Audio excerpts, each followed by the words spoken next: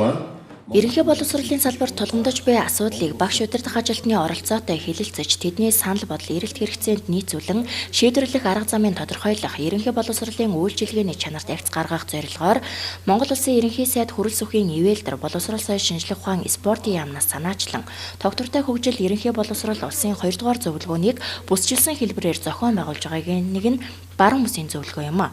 Зөвлөгөөнийг боловсрол соёл шинжлэх ухаан спортын яамны дэргэдэх боловсролын үнэлгээний төв боловсролын хүрээлэн багшийн мэргэжил дээшлүүлэх институт, Монгол Улсын боловсролын их сургууль, Ховд аймгийн засаг даргын тамгын газар, боловсрол соёл урлагийн газартай хамтран зохион байгуулж байгаа бөгөөд зөвлөгөөнд Улсын хурлын гишүүн Ховд аймгийн нутгийн зөвлөлийн дарга Бямцогт, боловсрол соёл шинжлэх ухаан спортын яамны сайдын зөвлөх Ганбат, боловсролын үнэлгээний төвийн захирал, салбар хуралдааны зохицуулагч Ган Эрдэнэ нарын албаны төлөөллөд хүрэлцэн ирж оролцлоо. Ерөнхий боловсролын эрх зүйн шинжилэл, сургалтын чанар, үнэлгээний шинжилэл, багшийн хөгжил, цалин хөлсний шинжилэл, хүүхдийн хөгжил, хамгаалал, хүмүүжил, төлөвшлийн бодлогын чиглэл гэсэн үндсэн 4 асуудлыг энэ удаагийн зөвлөгөөнөөр хэлэлцэж байгаа бөгөөд цаашид авч хэрэгжүүлэх арга хэмжээний чиглэлийг ерөнхий боловсролын сургуулийн нийт багш удирдах ажилтнуудын оролцоотойгоор тодорхойлон салбарын бодлогод тусгаж ажиллах юм а. Одоо манай ерөнхий боловсролын салбарт тохиолдож байгаа хамгийн хурц тулгымцсан асуудлуудыг бол хэлэлцэх. За 2018 оны Улсын хурлын хаврын чуулганаар хэлэлцэгдэх боловсролын багц хуульд оруулах өөрчлөлтүүдийн талаар багш нартайгаа орон нутагт ажиллаж байгаа сургууль хүмүүжүүлэгчид сургууль цэцэрлэгийн удирдлагуудтайгаа ярилцаж санал зөвлөмжийг авахд оршиж байгаамаа.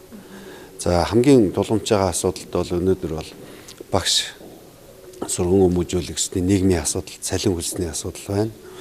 За суралцагчдын сургалтын чанар, сургуулийн дэд бүтцийг хөгжүүлэх асуудал байна. За сурах бичгийн хүртээмж чанарыг сайжруулах асуудал байна. Бүхэлдээ бол энэ сургалтынхаа тогтолцоог цааш хэрхэн өөрчлөх үү? Цогцоор нь яаж сайжруулах вэ гэдэг асуудлыг бол ярьж байгаамаа.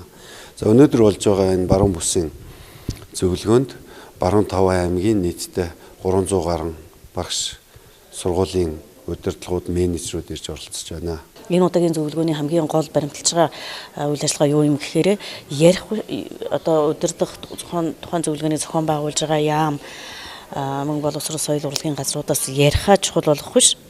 Тэндээс ирж байгаа хүрэлцэн ирж оролцож байгаа багш нарынхаа удирдах ажилтнуудынхаа үгийг сонсохыг гол болгож ажиллаж байгаа. Тэгэхээр энэ дээр ерөнхийдөө боловсролын салбарын эрх зүйн шинжилэл энэ дээр тэр хүмүүсийн санал бодлыг тусгаж ажиллах, зөвлөмжийг оруулж ажиллах, мөн хүүхдийн хөгжил төлөвшлийн асуудал, түүн дээр барих бодлогын асуудал, хүүхд хамгааллын асуудал, мөн багш нарын цалин хөлсний шинтгэлийн асуудал, мөн сургалтын чанарыг сайжруулах тухай асуудлаар энэ 4 салбар зөвлөгөөн болж тэндээсээ боловсрол соёл шинжлэх ухааны спортын яамд, засгийн газарт, боловсрол соёл урлагийн газарт, сургуулиудад тодорхой тухайсан зөвлөмжүүд гарч явах юм. Тэгээ эндээс баримталж байгаа бодлогын маань үйл ажиллагаа юу юм гэхээр ерөнхийдөө энэ одоо Монгол улсын хэмжээнд одоо нийтдээ 5 аймаг дээр энэ үйл ажиллагаа маань багцлагдан зохион байгуулагдаж байна. Эндээс гарах бүх одоо зөвлөмжүүдийг улсын хэмжээнд нэгтгэхэд, үндэсний хэмжээнд нэгтгэхэд түүнийгээ бодлогын баримт бичгтээ илүүтэй тусгаж ажиллаж үйл ажиллагаа болгож авч явахаар төлөвлөж байгаа юм үйл ажиллагаа юм байна. 2007 оноос хойш 11 жилийн дараа зохион байгуулагдаж буй уг зөвлөгөөнд баруун бүсийн Ховд, Увс, Баян Улгийн, Завхан, Говь Алтай аймгийн ерөнхий боловсролын сургуулийн багш удирдах ажилтнуудын 300 гаруй төлөөлөл оролцож байгаа юм а. Энэ удаагийн зөвлөгөөнийг бүсчилсэн хэлбэрээр зохион байгуулж байд багш удирдлагыг сайшаалтай хандаж байсан юм. Нөгөө талаараа аймаг сумбурын ерөнхий боловсролын сургуулийн багш ажилчдын өмнө нийгмийн асуудлаас ахуулаад сургуулийн орчин дэд бүтэц дотуур байр ном сурах бичгтэй холбоотой тулгамдсан шийдвэрлэх шаардлагатай олон асуудал байгааг хэлж байна. Манай аймгийн хувьд 5 хүн мэдж байгаа бас онцлогтой аймаг байгаа. Тийм учраас бид нар тэр сургачгийн асуудал дээр, сургалтын чанар дээр илүү одоо ач холбогдол өгөхөөр бас тодорхой бэлтгэлтэй ирсэн. Манайх одоо цөөнхийн хүүхдүүд сурдаг 2 дахь чихэлийг сурж байгаа гэдэг утгаараа бас зарим нэг сургачгууд дээр бид нар асуудал их зовлон байдаг. Тэр асуудлуудаа энэ зөвлөгөөн дээр бас тодорхой хэмжээгээр дуу хоолойгоо хөргөнө гэсэн бодолтой байгаа. Хөдөөгийн ерөнхий боловсролын дунд сургуулиудын хувьд өнөөдөр тулгамдж байгаа шийдвэрлэл зогох хүүхднийг хөрч ажиллахад хэрэгцээтэй зүйл бол энэ сургалтын орчны шинжилэл хэрэгтэй байна. Сургалтын тоног төхөөрөмжүүд, сургуулийн байр засварууд, тэгээ бас зайлшгүй хүүхдний өрөөг хөгжүүлэхэд хэрэгцээтэй тэр байр орчны гэдэг ч юм уу тийм ээ. Ийм зүйлүүд хэрэгтэй байна. 80-аад оны үед хийгдэж байсан сургуулиудын энэ засвар үйлчилгээнүүд бас лабораторид хоног төхөөрөмжүүд бол үнэцэндээ одоо хэрэгцээнээс бүгдээрээ бүрэн гарсан байна. Ийм асуудлууд хамгийн түрүүнд тавигдж байна. За дараагийнх нь бол мэдээж ажиллаж байгаа, амьдарч байгаа тэр хөдөө ажиллаж байгаа багш нарын нийгмийн асуудал бол бас нэлээд чухал асуудлын нэг гэж бодож байна. Тэгэхээр зэрэг хөдөөгийн багш нарын хувьд бол ялангуяа энэ манай баруун алс хязгаарт амьдарч байгаа багш нарын хувьд бол энэ орон нутгийн нэмэгдэл гэдэг асуудлыг бас нэлээд ярих хэрэгтэй гэж би боддог. Зөвхөн одоо Улаанбаатар хот руу онгоцоор явъя гэхэд одоо нэг сарынхан цалин ирж очих зардалт нь муухан хүрч штэ. Жишээ нь ийм одоо хэмжээнд байгаа болохтой зэрэг энийг одоо бас бодож үзэх хэрэгтэй. Тодорхой хэмжээний нэмэгдлүүдийг хийх хэрэгтэй гэж бодож байна.